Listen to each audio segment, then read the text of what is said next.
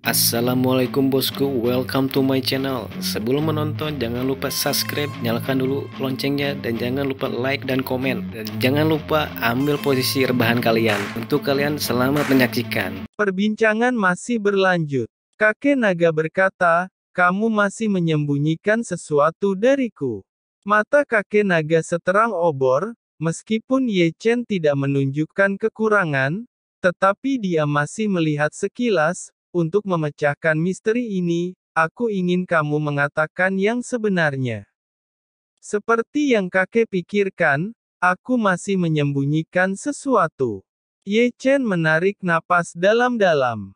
Sebelum dipaksa masuk ke laut terlarang, aku telah mengambil inisiatif untuk membuang mata roda abadi. Apa, kamu membuang mata roda abadi? Kakek Anga terkejut. Aku ingin tahu apa sebenarnya yang menyebabkanmu membuat keputusan seperti itu. Ye Chen berkata, masalah ini tidak bisa dikatakan, tapi ini masalah pribadiku sendiri. Ye Chen berkata dengan ringan, di sini Ye Chen menyembunyikan karena keberadaan Chu Xuan yang membuat Ye Chen membuang mata roda abadi. Kakek naga berkata, jika kamu tidak ingin mengatakannya kenapa kamu membuang mata roda abadimu, aku tidak akan pernah bertanya lebih banyak. Kakek naga kembali normal, karena kamu telah membuang mata roda abadi sebelum dipaksa masuk ke laut terlarang, bagaimana kamu melarikan diri dari tempat kematian? Ye Chen berkata perlahan, area terlarang adalah laut yang gelap, dan terus-menerus menyerap elemen, esensi, dan bahkan usiaku berkurang. Kakek naga berkata, apa laut terlarang menyalin dirimu yang lain? Seperti katamu, Ye Chen masih tidak menyembunyikan. Dia dan aku memiliki kekuatan tempur sama persis, jika ingin keluar dari laut terlarang harus mengalahkan salinan diriku. Bagaimana kamu mengalahkan dirimu yang lain? Kakek naga menanyakan keraguan di hatinya. Ye Chen berkata, salinan diriku memiliki semua yang aku miliki. Ye Chen juga duduk. Tapi ada satu hal, yang salinan diriku tidak memilikinya. Apa itu? Kakek naga duduk tegak. Emosi dan perasaan. Aku memiliki emosi dan perasaan kasih sayang dan salinan diriku di laut terlarang seperti boneka tanpa emosi. Ini adalah kartu trufku untuk mengalahkannya. Aku menggunakan emosi untuk memanggil orang terkasihku dari ilusi ke kenyataan, dan kakek naga juga termasuk ilusi yang membantuku, meskipun ilusi dari orang-orang terdekatku yang dipanggil kurang kuat daripada orang yang sebenarnya, tetapi jumlah yang besar sudah cukup untuk menebus kurangnya kekuatan tempur, yang cukup untuk memberiku keunggulan dalam pertempuran terakhir. Di sini, wajah kakek naga telah berubah. Dengan kata lain, sebelum Ye Chen selesai berbicara, wajahnya telah berubah. Melihat mata Ye Chen penuh dengan keterkejutan dan keterkejutan. Melihat kakek naga seperti ini, Ye Chen sangat terkejut. Sejak Ye Chen bertemu dengannya sampai hari ini, Ye Chen adalah pertama kalinya melihat kakek naga untuk menunjukkan ekspresi seperti itu, tapi itu adalah klan naga tertinggi. Terharu akan kata-kata Ye Chen menganggap kakek naga sebagai orang terkasih. Kakek naga berkata, kurasa aku harus tahu mengapa kamu dalam keadaan mati berjalan. Mengapa? Kakek naga menjelaskan, emosi adalah ilusi. Kamu menggunakan kasih sayang untuk menghubungkan orang dengan ilusi dan kenyataan dan menyentuh tabu. Ini adalah semacam jurus tingkat kaisar yang ekstrim. Nadanya sangat serius, jenis bidang tabu yang ditakuti meski jurus itu tingkat kaisar tidak dapat dengan mudah disentuh, apalagi tidak ada yang bisa mengendalikannya. Alasan mengapa kamu menjadi kacau dan hilang ingatan adalah karena pikiran dan ingatanmu terkait dengan fantasi dan kenyataan. Penyakit semacam ini secara bertahap akan muncul seiring waktu. Jika sedikit lebih buruk, itu akan hilang dalam reinkarnasi ilusi dan nyata, dan menjadi orang mati berjalan yang tidak sadarkan diri. Itu saja. Ye Chen tiba-tiba menyadari bahwa Ye Chen tidak tahu bahwa Ye Chen berada di tempat yang salah dan menyentuh keberadaan yang begitu melawan langit. Setelah mendengarkan pernyataan kakek naga, Ye Chen merinding. Sejak itu, kamu bisa mendengar kalimat itu saat tertidur, dan itulah penjelasannya. Kakek naga dengan santai berkata, ketika kamu menyentuh tabu, kamu akan menyebabkan gangguan aturan dunia bawah. Gangguan ini seperti satu celahnya, dalam jalinan ilusi dan kenyataan, celah itu akan mengungkapkan informasi yang tak terkatakan. Informasi itu mungkin rahasia atau ramalan. Ye Chen berkata, lalu dalam ingatanku tentang kejahatan 7 iblis apa itu nyata? Tidak. Kakek naga menggelengkan kepalanya dengan lembut. Itu hanya legenda kuno. Tidak ada yang pernah melihatnya. Ini tidak sesederhana dirimu. Kakek naga menatap Ye Chen dengan serius. Ketika kamu menyentuh tabu, lintasan yang ditetapkan dalam meditasi juga akan berubah karena ketergesa-gesaanmu. Begitu kamu menyimpang terlalu jauh adalah bencana besar, dan bukan satu atau dua orang yang terlibat. Ye Chen berkata, lalu kakek mengatakan sebelumnya, bahwa aku hanya memiliki tubuh kuno yang tidak lengkap tetapi bisa membangkitkan batas darah, dan sebelumnya tidak ada yang sepertiku, apa itu tabu juga? Ye Chen dengan ragu-ragu menatap kakek naga. Oke, kakek naga berkata dengan pasti, kamu telah menciptakan preseden dan juga menyentuh tabu. Ini juga akan mempengaruhi lintasan yang mapan di dunia bawah. Adapun apakah itu berkah atau bencana, tidak diketahui. Apa lintasan yang ditetapkan dalam kegelapan? Ye Chen sedikit bingung. Kamu bisa menganggapnya sebagai kehendak dan hukuman langit.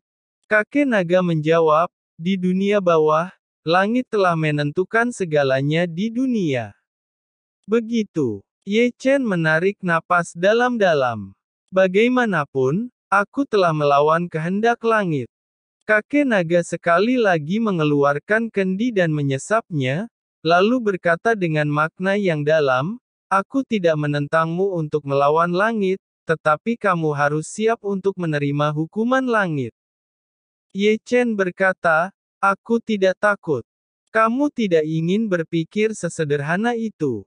Kakek naga melirik Ye Chen, yang disebut hukuman langit tidak diterima oleh dirimu sendiri, tetapi juga orang-orang di sekitarmu, seperti Chu Ling-er dan Chu Xuan, kamu dapat menentang kehendak langit, dan orang-orang dekatmu akan terkena hukuman langit juga atas perlakuanmu.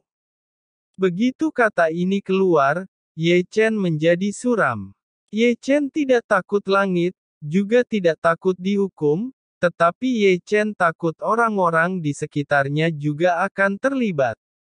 Jadi, mereka yang bertarung melawan langit, bahkan jika mereka menang pada akhirnya, kebanyakan hanya akan dibiarkan sendiri. Kakek naga minum anggur tanpa tergesa-gesa. Aku mengerti. Ye Chen menarik napas berat dan takut lagi, tetapi tidak untuk langit, tetapi untuk orang-orang di sekitarnya menderita hukuman langit atas Ye Chen yang melawan kehendak langit. Kakek naga tersenyum, sekarang, kamu dapat memberitahuku bahwa di dalam gua terlarang, kau telah mewarisi asal-usul tubuh kuno itu. Ye Chen berkata, sepertinya Chen Zan pemilik sebelumnya tubuh kaisar kuno juga ada di sini. Kakek naga berkata, tidak heran, aku sering bisa melihat bayangannya padamu. Kakek naga hanya bisa menghela nafas. Ye Chen berkata, apakah kakek pernah bertemu dengan senior Chen Zan? Ye Chen ragu-ragu menatap kakek naga. Tidak banyak orang yang bisa mengingat klan tertinggiku. Kakek naga berkata matanya penuh ingatan, seolah-olah ingat masa lalu di zaman kuno. Chen Zan adalah tubuh kuno suci terakhir di zaman kuno. Pada saat itu, tidak ada kaisar yang hidup di dunia, tidak ada tubuh yang kacau dan banyak garis keturunan melawan langit. Dia dianggap sebagai tempat pertama di era dunia. Pertempuran antara dewa dan iblis adalah penghentiannya yang kuat, tetapi dia juga mati karenanya. Tahun kematiannya adalah akhir dari era kuno dan awal dari era kuno. Tubuh suci kuno adalah generasi yang terhormat. Kakek naga berkata, dan kakek naga bangkit lagi dan melangkah keluar dan pergi. Hari berikutnya semua berkumpul di aula istana membahas rencana menaklukkan Chu Utara. Setelah selanjutnya, aula utama sangat ramai dan banyak berdiskusi. Baru pada malam tiba pertemuan besar telah berakhir dan semua orang pergi. 4 tetua, Zhong Jiang, Zhong Kui, Zhong Li, dan Hong Chen, tolong tinggal sebentar. Ye Chen berdiri dan menghentikan keempatnya. Saat ini, hanya ada 5 orang. Ye Chen melambaikan tangannya untuk membuka arai menutupi seluruh aula agar tidak terdengar dari luar, dan Zhong Jiang yang memandang dan yang lainnya sedikit bingung dan menjadi sangat misterius. Satu hal, tolong jawab dengan jujur. Ye Chen memandang keempatnya tanpa menyipitkan mata. Guru kalian Hong Chen, penguasa Yan Huang generasi ke-97, apakah dia benar-benar mati? Singkatnya, mereka berempat mendengar pertanyaan Ye Chen mengerutkan kening, dan menatap Ye Chen dengan tatapan bingung, mengapa bertanya begitu. Ye Chen berkata, aku curiga Hong Chen guru kalian masih hidup. Tidak mungkin, kata Hong Chen Su segera, aku menyaksikan kartu giok jiwa guru hancur dengan mata kepalaku sendiri yang menandakan guru telah mati. Ye Chen, apakah kamu menemukan sesuatu tentang guruku? Zhong Kui memandang Ye Chen dengan ragu-ragu, tidak hanya dia, tetapi juga Zhong Jiang, Zhong Li dan Hong Chen Su memandang Ye Chen. Ye Chen berkata, ketika aku di Chu Utara aku bertemu orang misterius seperti Hong Chen. Ye Chen berbicara perlahan di bawah perhatian keempatnya. Dia memakai topeng hitam, pikirannya tidak begitu jernih, sangat misterius dan sangat kuat. Ngomong-ngomong, Ye Chen menatap keempat orang itu dengan sangat dalam.